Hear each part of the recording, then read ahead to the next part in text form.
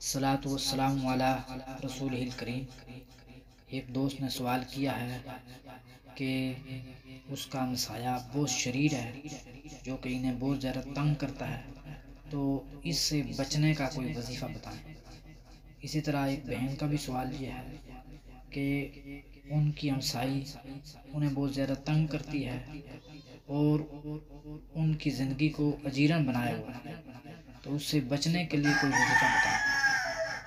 وظیفہ کوئی مشکل نہیں ہے، بالکل آسان ہے، بس آپ نے یہ وظیفہ کرنا ہے، انشاءاللہ دشمن خاک چاٹے گا۔